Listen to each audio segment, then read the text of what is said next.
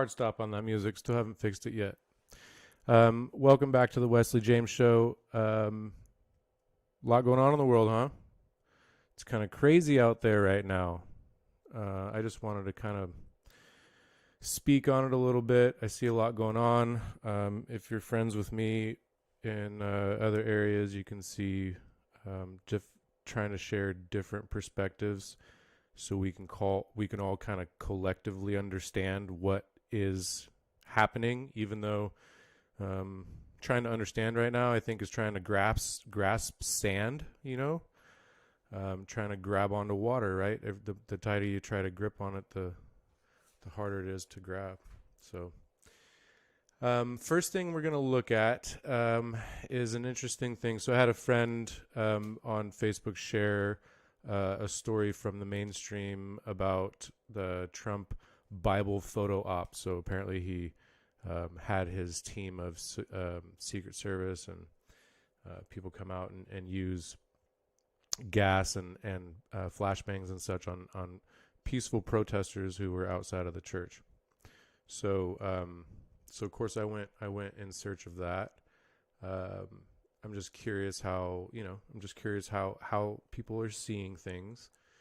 And it's interesting, the news, everything, if you type in Trump photo op, I guess I'm probably not using very fair search terms. Maybe I shouldn't be searching at all. Maybe I should just see what pops to the top. But this is what I've found here, which is a long list of articles that discuss the photo op, what democracy scholars thought, what a U.S. military advisor in the Trump administration thought, what top Republican senators are defending Trump on, and you can imagine where all this stuff slants. So my question is, what's the other point of view? Obviously, right? So I had another friend on Facebook who'd shared this article from the Federalist, and I know the Federalist is not, like super biased. They don't claim to be, I'm sorry, super objective. They don't claim to be like super duper objective, right? So anyway, I am acknowledging that, but I went here and was reading through the article and finally got to the paragraph where it says, after thousands of false tweets, print stories, and broadcast stories to the contrary of these mass reports, the local journalist Neil Augenstein from WTOP reported. And so I opened up this tab, and it shows Twitter feed. And so apparently this dude has an inside source, because he says a source says tear gas was never used. Interesting side note, I did read an article recently, like before I jumped on, that the CDC apparently says that the gas that they used was tear gas, did have irritants in it, but this guy is saying the reason the crowd was dispersed with smoke canisters is that at that moment officers are being pelted with water grenades. So what the local reporting is saying is that they were dispersed with smoke canisters. What the national news is saying is that they were dispersed with tear gas. So we don't know. But what I will point out, though, is that all presidents, and as a matter of fact, all people in power, not just the presidents, anybody in the political elitist class, they do these photo ops. This is a thing. This is part of it. It's all about the backdrop. It's how it's dressed up. It's about symbolism. It's about, we have to understand this. So when the media presents these things to us, it's like, yeah, no shit, guys. You do it too. Like, the media does it too. The photo ops, I mean, he was exposed for it, right? It's a lot of what social media is doing with regular media these days. Like, I remember just recently there was a local news reporter that was live on the news and on with CNN, and he was saying, yeah, nobody in the area is wearing masks, and she's like, is nobody afraid? Is nobody scared? And the guy walking by is like, yeah, your cameraman's not even wearing masks. So like, people are exposing everybody for these kind of fake positioning, right? So hey, I'm not surprised. Not surprised at the dude that he wanted to do a photo op. I'm not surprised that the media caught him for doing a photo op. I'm not surprised that one side reports it as smoke canisters, and I'm also not surprised that the other side reports it as tear gas against peaceful protesters.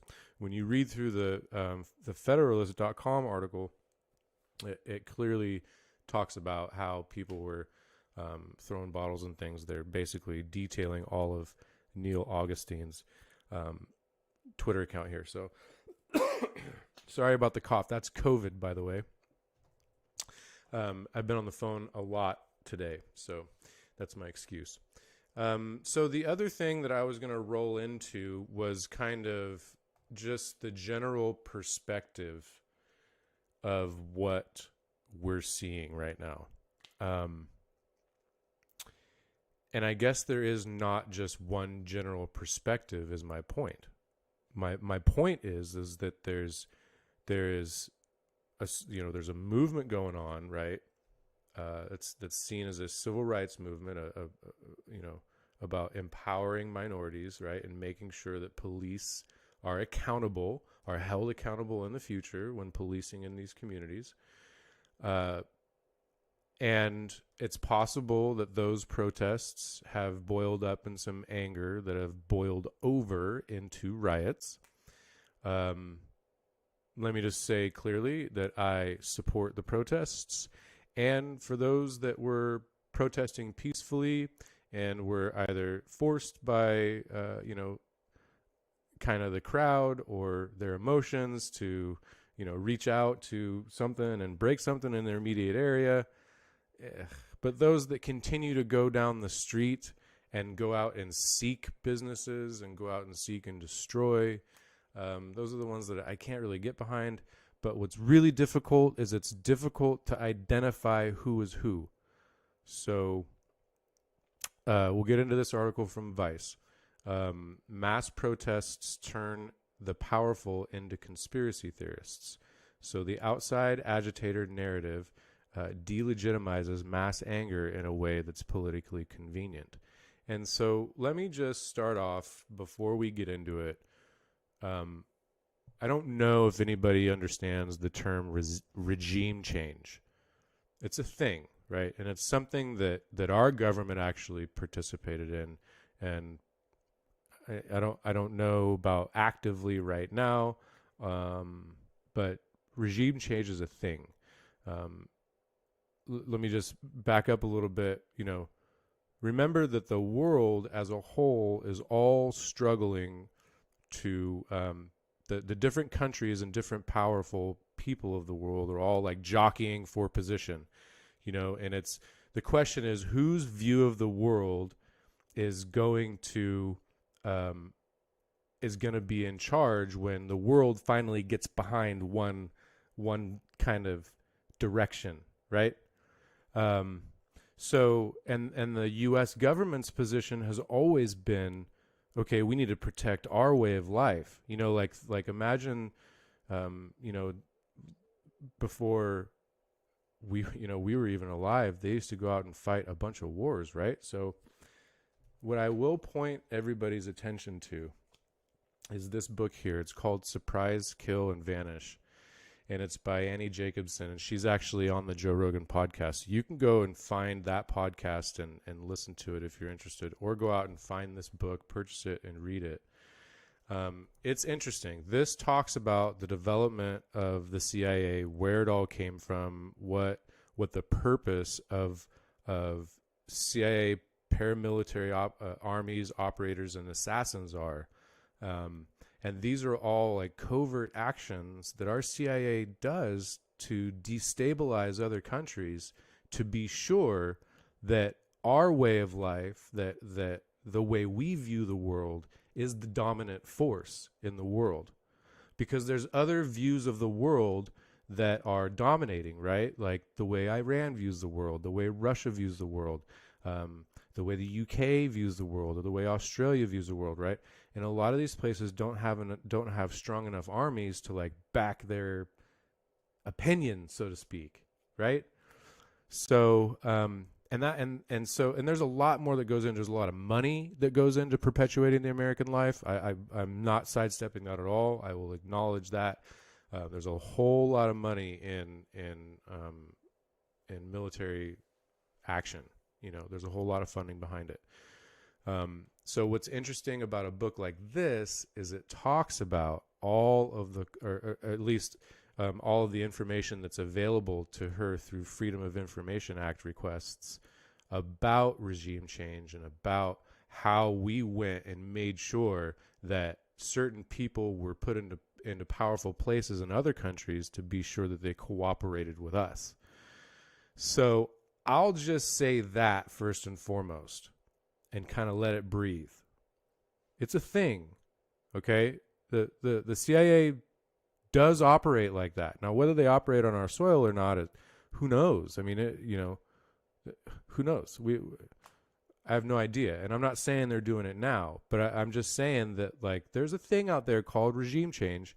We participate in it with other countries. There's no denying that it's a possibility that there's other countries out there, even domestic entities that want some sort of regime change here in our country, and not just regime change, but direction change too, right? Like, I don't know if anybody's ever gone down the globalist rabbit hole with you, but remember that, in order for us to get to like a space trek world, right, where everybody unites behind one banner, or I should say seemingly unites behind one banner, we all throw our money into this collective pot, and we're like, yeah, explore space and take us out to, the outer reaches of what technology can do, and technology advances and heal the world, and all this stuff. In order for us to like unite under that type of thing, it requires us to get underneath one type of structure, right? And whether that's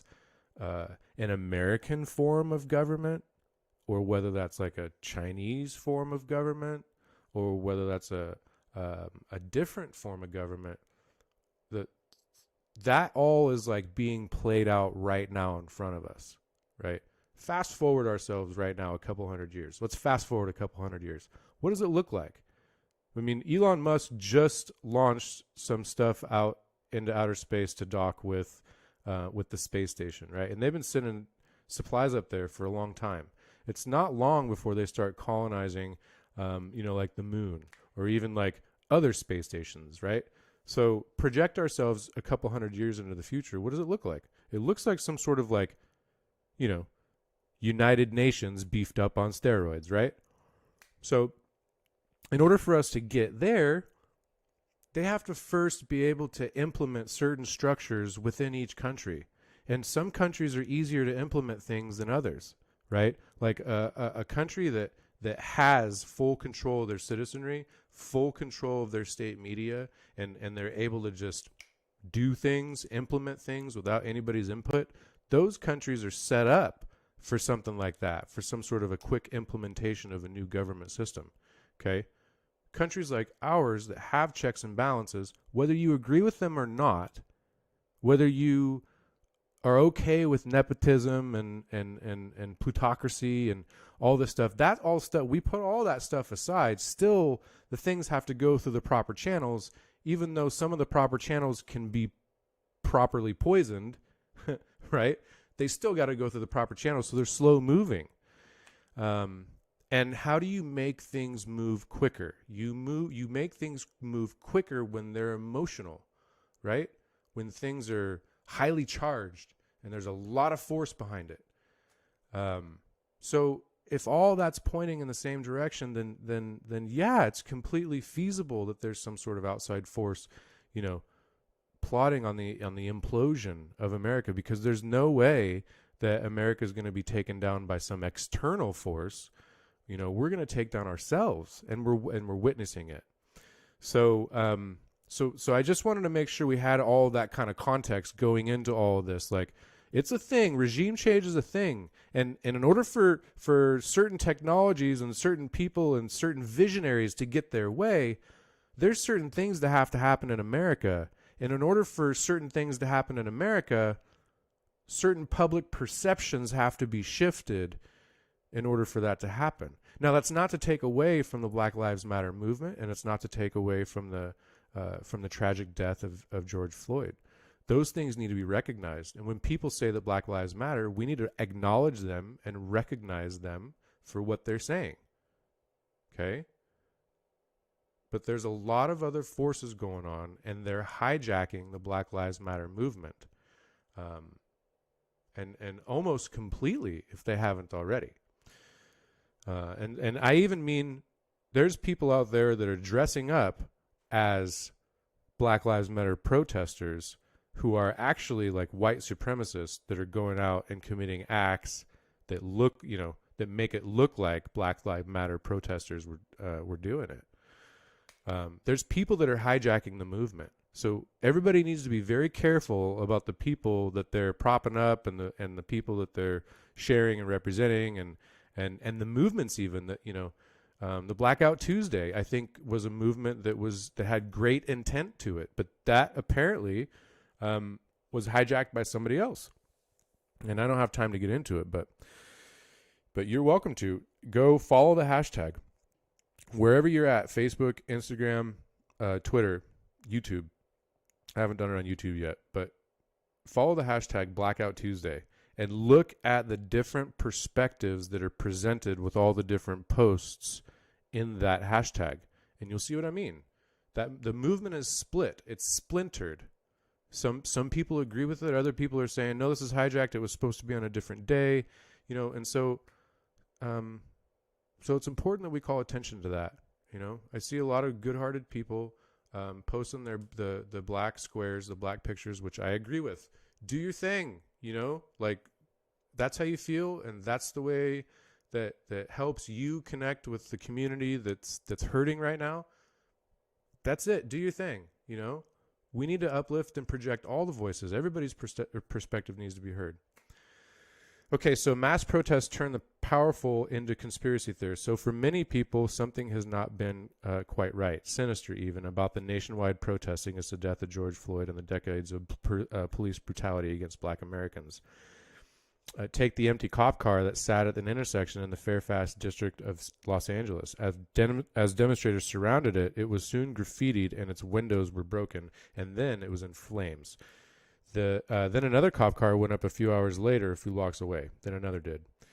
The ease of setting these vehicles alight seemed to some off, wrong, and altogether too easy. This was staged, a marcher named Jordan St. Pierre tweeted of the first car. This was an old cop car that was randomly placed on the route of a peaceful protest in LA. This is a staged car, then lit on fire.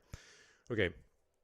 So, and I've actually seen images of this too, not necessarily old police cars, but it was weird. I think it was Philadelphia. I'd seen like 12 police vehicles all lined up in the middle of the street, and the cops were just letting people just destroy them. And I think some of these cities, especially, I'm not drawing battle lines at all, but just things that I've read and seen, especially the cities that are run by people that are on the, that represent the Democratic Party. Apparently they have a more hands-off approach, and they kind of let things boil a little bit more. So, and I don't know. Okay, but the next claim that they have in this article is that they're leaving bricks all around the cities. And actually, if you're friends with mine on Facebook, and you would have seen a post of mine that I shared a couple of days ago about a guy on Twitter who had tweeted about a pallet of bricks. And so I opened up one of these links here, and it jumps over to this exact video that I shared on Facebook.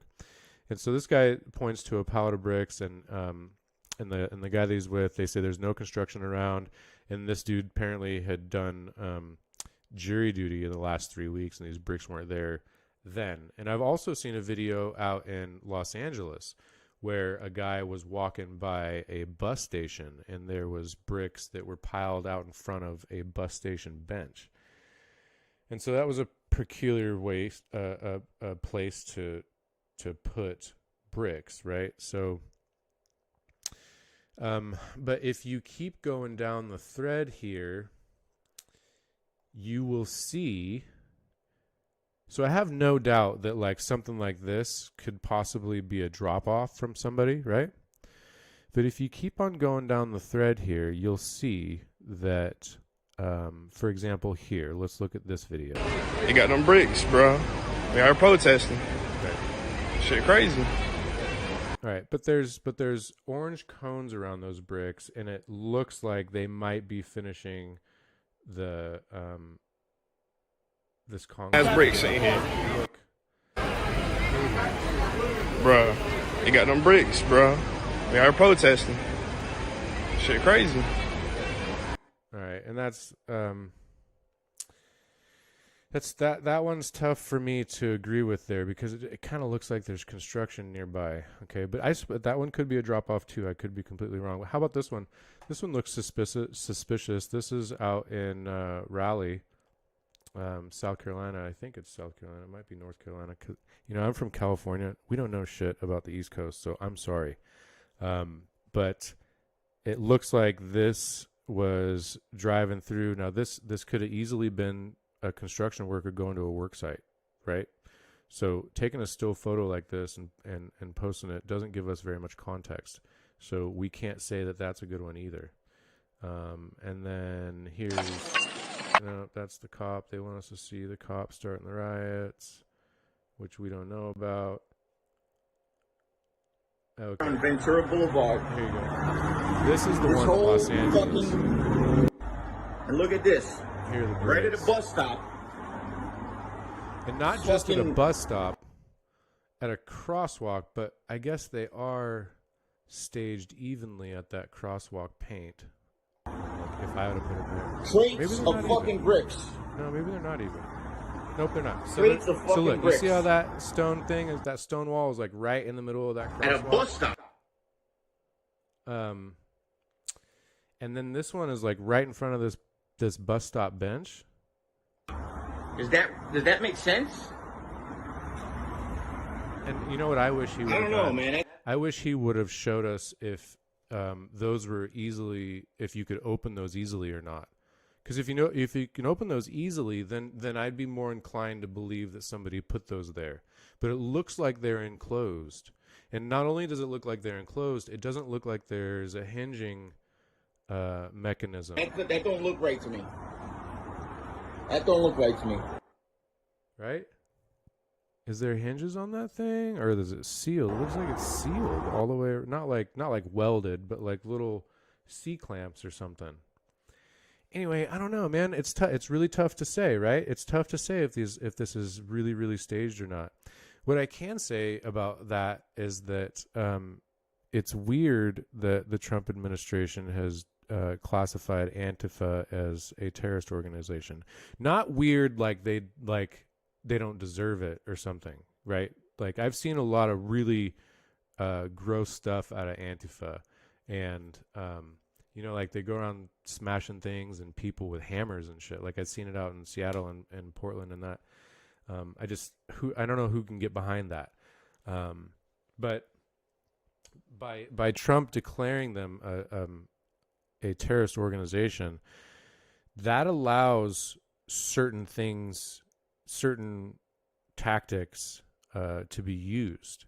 And not only that, because Antifa is so loosely defined, all it takes for the government to do now is for them to slightly expand the definition of what an Antifa member is to them, and then they can start swooping a lot of other people into the mix that maybe don't deserve to be represented like that, right? I'm just saying, like it's kind of weird, right? Because also think about this. Think about that. Think about the ISIS, right, and Al Qaeda. They've all been declared terrorist organizations in foreign countries, And what does that mean to America, right? When terrorist organizations are declared in foreign countries as a threat to America, what do we do about that? Right? We bomb them, right? Like the last administration bombed the most people ever, and a lot of people get wrapped up into that stuff. There's also reports of us supplying the opposition, which is what I'm talking about when I talk about books like this, when I talk about regime change. There's reports of us supplying the opposition. And so there's a battle being fought on two fronts, and it's being it's being funded on both sides, all by us on the front side, and then by us on the back side. And so it's just a little bit weird to see a terrorist organization declared on U.S. soil when it's not clearly defined, when the definitions are, and I'm not saying the definitions for a terrorist organization are not clearly defined. I'm just saying that the structure and how Antifa kind of rallies and how they communicate, it's not clear. They're not a clear organization. Some members are more radical than others. Some are well intended, some are malintended. So anyway, okay, what is the next thing that I have here? U.S. troops poised outside Washington, D.C. as protests continue over the death. Yeah, I'm not sure why I had this up. Maybe it was the video here. I'll bet you it was the video. But what I did want to get into, so I had a friend on one of my posts. She's a wonderful woman. Taught me a lot over the years, being a Facebook friend. And she posted this, and this is from Dr. Supreme Understanding. And I had a friend who seemed to really disagree with this guy's message, and said it was kind of like a message of hate, or at least that's the way he felt. He felt like this message was quote unquote hateful. And so I just wanted to play a little bit of this guy. Remember, I don't really look specifically at people's words. I look at the underlying meaning behind what they're trying to convey. Okay, and that's why you'll see me give the president, who doesn't speak very well, a pass a lot of times, because I'm like, well, so same with this guy, right? I'm always trying to come from a level of understanding. This guy is called Dr. Supreme Understanding, and let's listen to what he's got to say really quickly. All right, righteous family, I don't know how much I'm going to be able to cover in a few minutes, but we got a lot going on in the world right now because the world is in an uprising. I mean, the whole world is rejecting police brutality and white supremacy in their own ways and growing into that slowly. So, okay. I'm not sure if my friend actually watch through the entire video, because you watch through the entire video, you kind of get a better understanding of what he's trying to say. But yeah, if you're on the right end of the spectrum, I don't mean right as in right or wrong. I mean the right side of the political spectrum. If you're more conservative leaning, if you're more libertarian leaning, I guess libertarian is not really a good example, but I can understand why when somebody says that the world is rejecting white supremacy, I can understand why somebody might not like that message. Okay. And it deals with perspectives, guys. It deals with perspectives. So remember that everybody has something unique to share, right? Everybody's got a unique set of parents. Everybody's got a unique whether they got brothers and sisters, whether they grew up with an extended family or not, whether they were, whether they played social sports or whether they played individual sports, if they were popular or not, if they liked books or they liked running, and then we all get out into the real world. Some people get jobs immediately, some don't, some have children, some don't, everybody has a perspective. And every perspective is valuable because we're all experiencing the same things from different angles. And you all know what it's like when you look at pictures from different angles, right?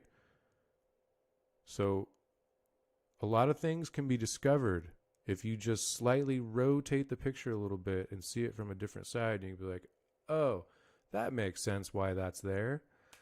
So if you're interested, go out and follow this guy. You know, and he seems to be, you know, this type of language that they use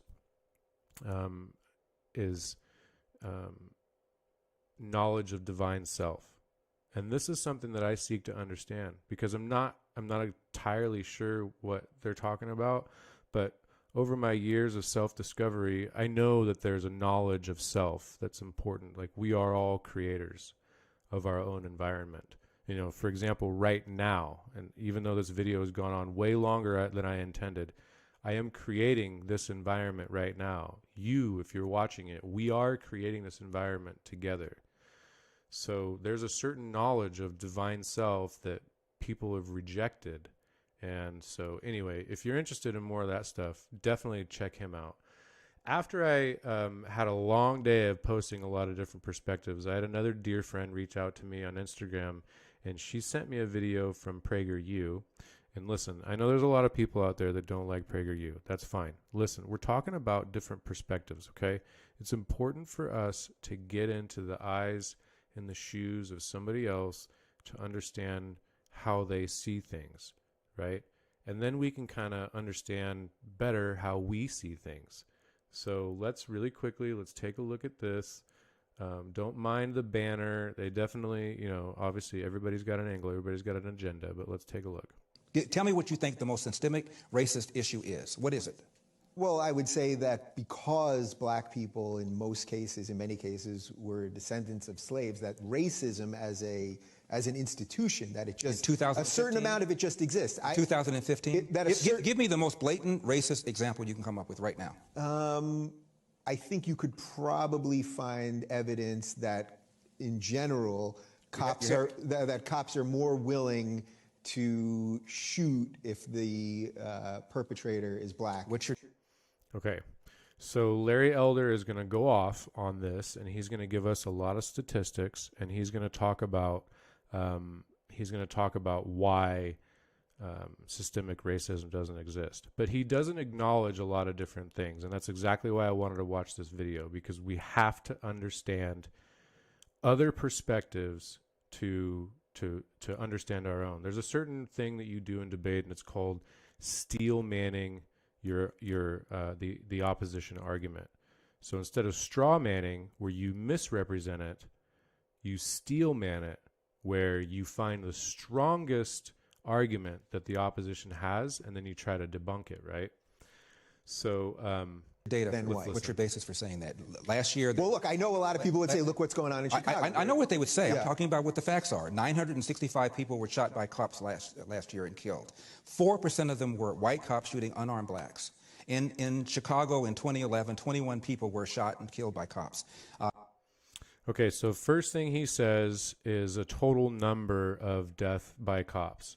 And I think what they fail to recognize in the statistics like that is that there is a disproportionate number of black people that die either in custody or while being taken into custody by police. A disproportionate number. So although there is a lower number by total, if you look at it as compared to population, it's actually much higher. It's a disproportionate number. So I think what people are really looking for is police reform, right? So the next thing that he rolls into is Chicago statistics, and he's talking about how many murders were taking place in Chicago. So let's look. In 2015, there were 7. In Chicago, which is a third black, a third white, and a third Hispanic, 70% of the homicides are black on black. Okay, so this argument also doesn't fly for most people, right? If somebody says Black Lives Matter, and the first thing out of your mouth is black on black crime, we're not being empathetic to the message that's being delivered, right? We're trying to, essentially what we're doing is we're trying to win. We're trying to make our team win. And right now it's not about winning, you know? And it may look like me making a video like this is me trying to win. I'm not. I promise you, I'm not trying to win. What I'm trying to do is stay right in the middle, because the only other way that we can pull people who are on the extreme ends of the spectrum back to the center is if we communicate from the center. And the only way to do that is to start with empathy and understanding. And if we start spitting out statistics about black on black crime, that's not acknowledging that there's an issue with holding police accountable, right? That's what needs to be talked about. Why aren't police being held accountable to the rate that's socially acceptable? And obviously, there's a public perception out there that's obvious that there is a public perception that something is wrong. So if that's the case, we need to address that. But so let's just have a few more seconds with this video, and we'll see what else funds up. About 40 per month, almost 500 per year last year in Chicago, and 75% of them are unsolved. Where is the Black Lives Matter on that? The idea that a racist white cop shooting unarmed black people is a peril to black people is BS. It's complete and total BS. Okay, so the way he specifically said it, I agree with him. The idea that white cops shooting black men, right? Because if you say certain words, that eliminates the data. So anyway, I'm not so sure I agree with the approach. I can appreciate his perspective. It's important that we acknowledge people's perspective, and he's definitely got some statistics that back up a lot of the issues. What he's going to flow into next is what the common conservative black narrative is, which is fatherless homes, 75% fatherless homes, which contribute to other social issues. I'm not surprised by that at all. But what's not happening is an acknowledgement, and that's what's first. We have to first acknowledge what's happening, and then communicate from the center. We have to communicate from a place of understanding, and to fully understand it. So, you see that fade into my solo video here. I just want to close with, remember, there's such a thing as regime change out there, okay? And there's certain perspectives right now in the media, and there's certain perspectives on social media, and everybody's got a slant. Everybody's got an agenda, right? I'm not going to fault you for whatever you post or whatever you say online, as long as it's not,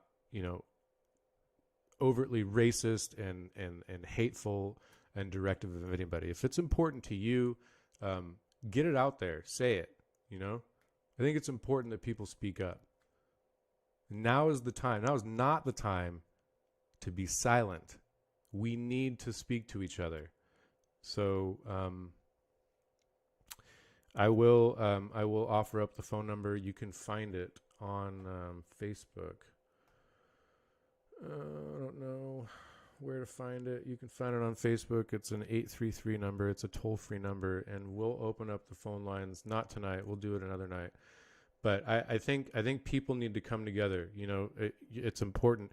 Reach out and watch a Dr. Supreme Understanding video, and then go out, reach out and watch a PragerU video, and then go out and go to Twitter and type in different things into the search bar and see what pops up, and click on a thread and follow that thread. Go out and look at different people's perspectives. Gotta have it. Gotta have it. We can't be siloed. This is when people stay in silos of information, this is what happens. They all boil up into like large growing plants, right? On either side, like two growing plants. They're just growing and growing. And eventually what happens is they get too big and they can't support their own weight and they crumble. And this is what's happening, right? So be respectful of other people's opinions, and go out there and find a different perspective from your own and try to understand.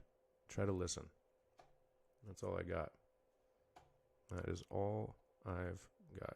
Go out and follow me if you want. You can find me on Twitter, Facebook, Instagram, YouTube, and Twitch. Don't ask me why I'm on so many channels. I don't know. And don't ask me why my hair's not cut. Look at this. Look at this. This is ridiculous. My work said they weren't going to let me out until September, so I was like, all right, fine. This is no reason for me to trim up, right? Anyways, like, follow, share, or don't. If you don't like it, don't do anything. I'm not requiring you to do anything for me. Do everything for you. We'll see you guys later.